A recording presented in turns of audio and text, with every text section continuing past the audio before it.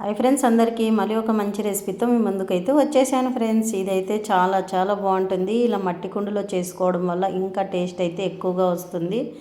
అలాగే ఇది ఏమేమి చేసినానో ఎలా చేశాను అనేది వీడియో మొత్తం కంటిన్యూ అవుతుంది, చూసేయండి ఫ్రెండ్స్. ఇలాంటివి కూడా చేసుకొని తింటూ ఉంటేనే మనకి చాలా చాలా టేస్టీగా చాలా బాగుంటుంది ఫ్రెండ్స్. ఇప్పుడు అయితే ఎలా అనేది చెప్తాను, వచ్చేసేయండి వీడియోలోకి. తప్పకుండా వీడియో మొత్తం అయితే చూసేయండి ఫ్రెండ్స్. ఇక్కడైతే బెండకాయలు, పచ్చిమిర్చి, చింతపండు, టమోటా, ఎర్రగడ్డ, ఎల్లిపాయ, తర్వాత కొత్తిమీర అన్నీ తీసేసుకున్నాను కదా ఫ్రెండ్స్. ఇదైతే ఇవన్నీ చెప్తున్నావు, ప్రాసెస్ ఏమో చెప్పక్క, అలాగే దాని పేరేమో చెప్పంటారా. ఇదైతే బెండకాయ బజ్జీ అండి. మనకి అప్పట్లో అమ్మమ్మలు ఎక్కువగా బెండకాయ బజ్జీ చేసుకునే వాళ్ళం అనమాట. అందుకోసం ఇలా బెండకాయ బజ్జీ అయితే ఒక్కసారి మేము ముందుకు తెద్దామని అయితే తెచ్చాను. ఇప్పుడు మామూలుగా మనం ఇలాంటి వంటలు అస్సలు చేయము కదా ఫ్రెండ్స్. బెండకాయ బజ్జీ ఇట్లాంటివన్నీ ఏంటివి అప్పట్లో ఇలా ఉత్త కూరగాయలతోనే ఎక్కువగా చేసుకొని తిని ఉండేవాళ్ళు. ఇలా ఫస్ట్ బెండకాయలన్నీ బాగా క్లీన్గా కడిగి పక్కన పెట్టేసుకున్న తర్వాత నీళ్ళంతా ఆరిపోయిన తర్వాత ఇలా అయితే కట్ చేసుకోవాలి. కొద్దిగా పెద్ద పెద్ద ముక్కలే కట్ చేసుకోవాలండి, చాలా బాగుంటుంది ఇలాగా. అప్పట్లో మనం ఎక్కువగా ఇలా చేసుకొని పొలాలకి తీసుకుపోయే వాళ్ళం అనమాట. ఎంతో టేస్టీగా ఎంతో బాగుంటుంది. ఇప్పుడైతే మనం అస్సలు ఇలా బెండకాయలు కానీ కూరగాయలు కానీ వాడడమే మానేసామన్నమాట. కానీ వాడాలి కదా ఫ్రెండ్స్, ఇలాంటివి తింటేనే చాలా బాగుంటుంది. ఇంకా ఇది వచ్చేసి ఇంకా పచ్చిమిర్చి కూడా ఇలా కట్ చేసుకోవాలన్నమాట. మనకి కావాల్సినవన్నీ తీసేసుకొని ఇప్పుడు పచ్చిమిర్చి కూడా అన్నీ కడిగి పెట్టేసుకున్నాను. కడిగిన తర్వాత ఇలా అయితే కట్ చేసుకుంటున్నానండి. సింపుల్గా ఈజీగా చేసుకోవచ్చు. ఇప్పుడైతే పిల్లలు అస్సలు బెండకాయ తినడానికి ఇష్టపడరు అనమాట. అస్సలు అది ఫ్రై చేసినా తినరు, ఇంకా ఏమన్నా చేసినా తినరు. కానీ తినాలి అని చెప్పేసి ఇలా అయితే కొత్తగా కొద్దిగా ట్రై చేస్తే తింటారు కదా, అందుకోసం ఇలా అయితే ఫ్రెండ్స్. ఇప్పుడు వచ్చేసి టమాటా కూడా తీసుకుని అది కూడా కట్ చేసుకుంటున్నాను అన్నీ ఇక్కడ. ఇలా అప్పుడప్పుడు మనం కూడా చేసి పెడుతూ ఉంటే పిల్లలకు కూడా అలవాటు అవుతుంది కదా. మనం ఇలాంటివన్నీ తినే కదా అప్పట్లో ఇలా ఉండేవాళ్ళము మనము. మీకు ఎంతమంది గుర్తుంది ఫ్రెండ్స్, అప్పట్లో పప్పు చేయాలి అంటే వారమో 10 రోజులకు ఒక్కసారి పప్పు చేసుకునే వాళ్ళం అన్నమాట. మేమైతే అలానే ఫ్రెండ్స్, ఎప్పుడూ పప్పు చేసుకునేది. ఎప్పుడు ఇలా బెండకాయ బజ్జీ, తర్వాత గోంగూర పచ్చడి, గోంగూర బజ్జీ, ఇలా అన్నీ ఎక్కువగా ఆకుకూరలు అన్నీ వేసి అదే బజ్జీలాగా చేస్తుండ్రి. మీకైతే గుర్తుంటుంది అప్పుడు వాళ్ళకైతే. అలా అన్నీ ఎక్కువ ఇలా బజ్జీ అని పేరు పెట్టి ఏదో ఒకటి వంకాయ బజ్జీ, టమాటో బజ్జీ ఇలాంటి బజ్జీలే ఎక్కువ వాడేవాళ్ళు అనమాట. ఇంకా అందుకోసం ఈరోజైతే ఇలాంటి పాతవన్నీ మనకి గుర్తు చేద్దామనేసి నేనైతే ఇలా ఈ వీడియో రూపంలో అయితే మీ ముందుకైతే తెచ్చేసాను ఫ్రెండ్స్. ఇంకా అలాగే అవన్నీ కావాల్సిన పదార్థాలన్నీ కట్ చేసుకున్నాను కదా. ఒక గ్లాస్ అన్ని వాటర్ వేసుకొని ఇలా మట్టి కుండలో కూడా ఎందుకు చేస్తున్నా అంటే ఫ్రెండ్స్, అప్పట్లో మనం ఇలా చేసేవాళ్ళమే. అందుకోసం ఇలా ఏమంటే కట్టెల పొయ్యి ఒకటి లేదంతేను.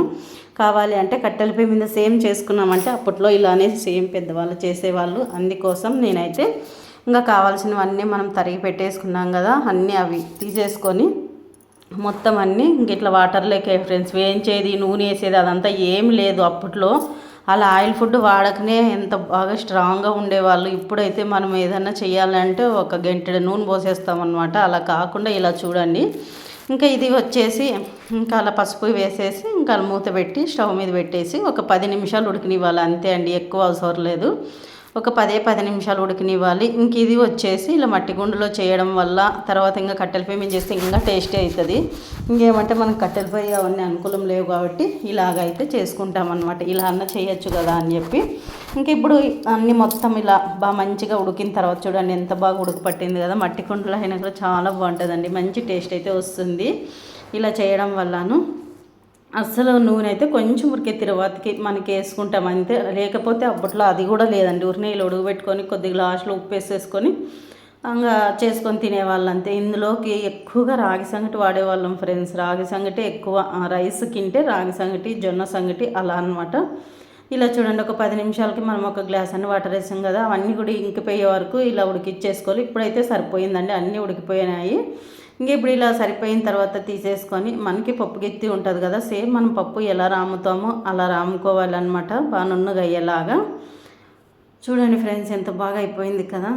ఇప్పుడు పప్పు గిత్త కూడా అక్కడ పెట్టుకున్నా కావాల్సినంత సాల్ట్ అయితే వేసేసుకోవాలి. టేస్ట్కి సరిపడే సాల్ట్ వేసేసుకొని ఇలా పప్పు గిత్తి తీసుకొని ఇలా బాగా నున్నగా అయ్యేలాగా అంతా మనం ఇట్లా నెరుపుకోవాలన్నమాట. ఇలా నెరిపినామంటే అంత మొత్తం మనకి మెత్తగా అయిపోతుంది బజ్జీ.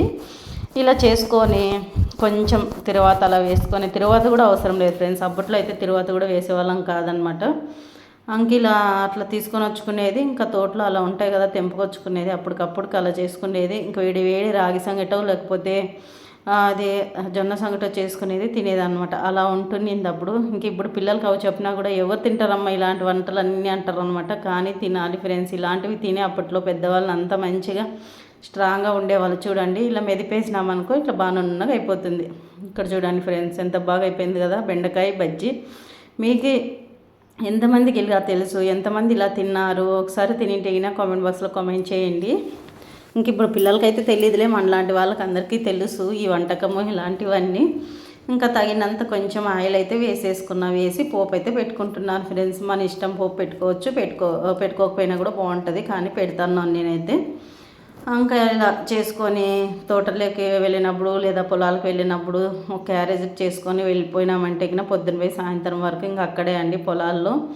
అలా తిని అలా ఉండేవాళ్ళు. అయినా ఎంత స్ట్రాంగ్గా ఉండేవాళ్ళు ఇలాంటి వంటలు తిని కూడా. మనం ఇప్పుడైతే ఏమేమో వంటకాలు ఎన్నెన్నో రకాలు చేసుకొని తింటాం, కానీ ఆ స్ట్రాంగ్ కానీ అలా ఉండడం కానీ అస్సలు లేదు కదా.